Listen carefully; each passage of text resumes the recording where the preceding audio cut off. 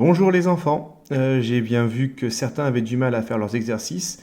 On avait revu ça vendredi, mais donc je vais vous réexpliquer un petit peu tout ça calmement. Donc là, on va voir d'abord R et périmètre convertir des unités de longueur niveau 1. Pour cela, je vous rappelle que vous avez le droit de prendre un brouillon. C'est beaucoup mieux que de faire de tête. Évidemment, si vous êtes très fort, passez-vous de ce brouillon. Sinon, vous reproduisez le tableau que vous devez connaître par cœur.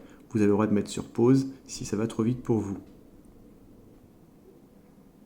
Ici, je veux donc convertir 128 km en hectomètres. Je dois donc placer en priorité le chiffre des unités dans la colonne des kilomètres. Vous voyez ici qu'il y a écrit 128. Le chiffre des unités est donc le 8. Je place donc le 8 dans la colonne des kilomètres. Je mets donc le 8 dans la colonne des kilomètres. Et comme je voulais écrire 128, j'écris un 2 devant et un 1 devant.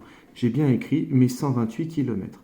Comme je veux des hectomètres, il faut que j'aille jusque dans cette colonne. Je rajoute donc un 0, ce qui me donne 1280 hectomètres. J'écris ici 1280. Alors comme j'ai ouvert la page il y a très longtemps, je vais faire ici, vous voyez là, un clic droit. Dans Résultat par exemple, je fais un clic droit, ouvrir dans un nouvel onglet.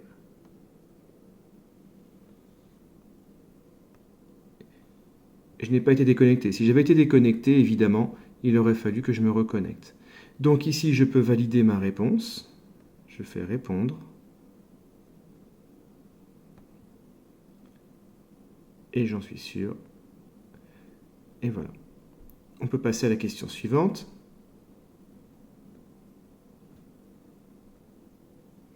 Je dois placer 574 cm pour les convertir en hectomètres. Le chiffre des unités est le 4. Je le place donc dans les centimètres.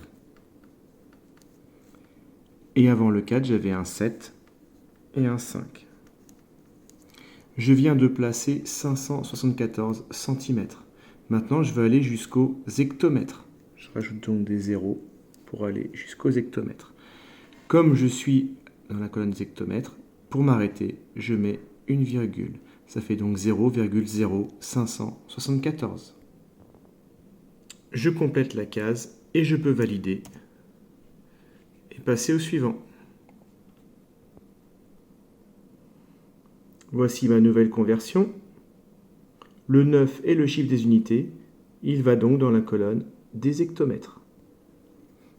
Je mets donc le 9 dans la colonne des hectomètres et je complète 8, 1 et 7. J'ai mis 7189 hectomètres. Et maintenant, le but est de convertir en centimètres. Je mets donc des zéros jusqu'à la colonne des centimètres. Ce qui me donne 71 890 000 centimètres. Il n'y a plus qu'à valider. Et le tour est joué. Un petit dernier pour la route. Nous avons 738 décimètres que nous voulons convertir en mètres.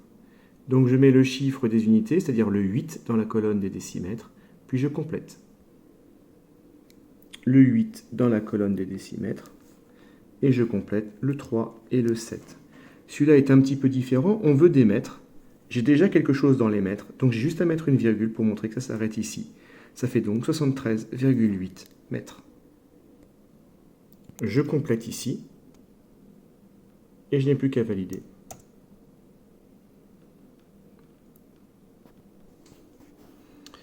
Voilà, donc je vous rappelle, pensez à faire le tableau, c'est beaucoup plus facile avec. Évidemment, si l'autre tableau est dans votre tête, vous pouvez le faire mentalement, mais je vous conseille quand même de le faire par écrit.